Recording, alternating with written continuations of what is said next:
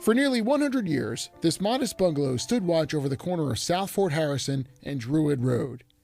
It witnessed the Great War, the Great Hurricane of 1921, and the Great Depression, World War II, the Cold War, and the space race.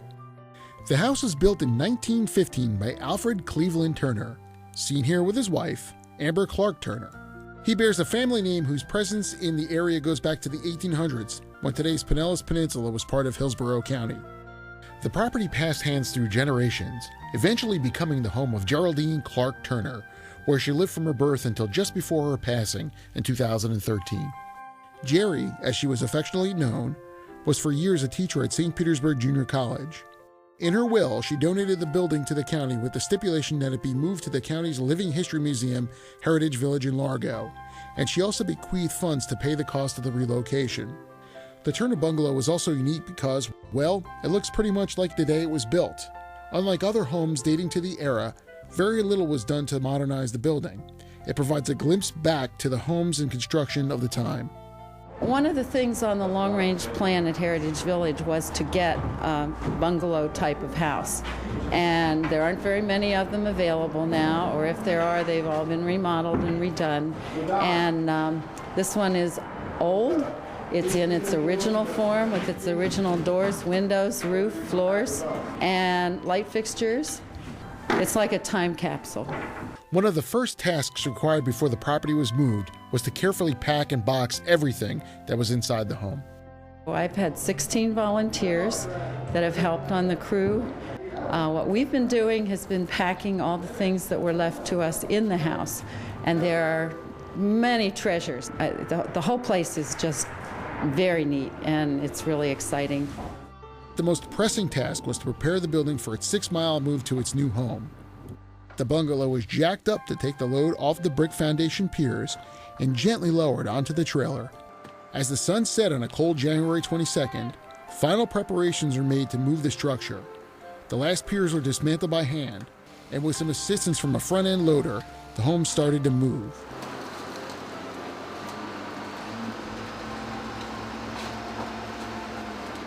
With extreme care and careful negotiation, the contractors were able to pull the home onto Druid Road.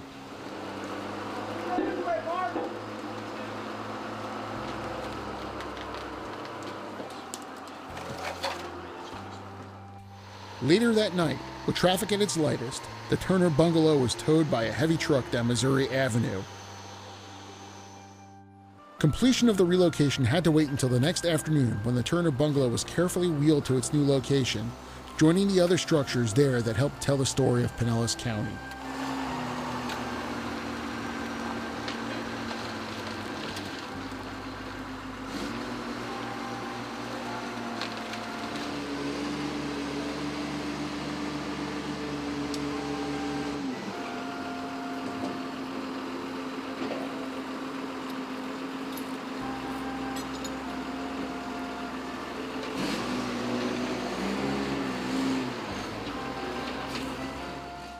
Once the bungalow was lowered onto its new support piers and the transport trailer it rode on from Clearwater was removed, it was officially at its new permanent site. Then began the process of rebuilding the roof, which had to be removed so the structure could pass under traffic lights and power lines on its way down to Heritage Village. More work will be needed before the house is ready for public tours, especially work on the interior. Meanwhile, volunteers have been busy cleaning, inventorying, and documenting the family possessions that came with the house. What we're doing here is we have 100 years of artifacts from a house in Pinellas County. That goes from 1915 to almost 2015.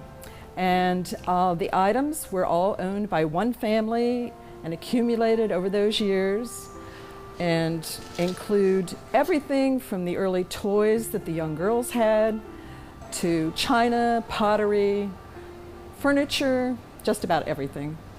The thing I think people will be interested in, I hope, is that because it covers 100 years, it also covers 3 or 4 distinct decorating styles of home decor. I think people might enjoy seeing the wide range of styles of artifacts that we have in the collection. A massive collection of documents and photographs will also help tell the story that goes with the Turner Bungalow. Basically, this is the things that will go in the archives, which is photographs, paper things like college degrees and family records. In other words, things that wouldn't be furnishings in the house. I mean, a house is a building, but it's the people that live in the house, the family that live there, that really brings life to it.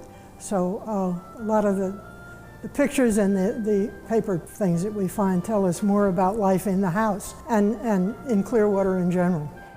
I think one of the interesting things is that for the first time, Heritage Village has not only acquired a wonderful house, but the total contents.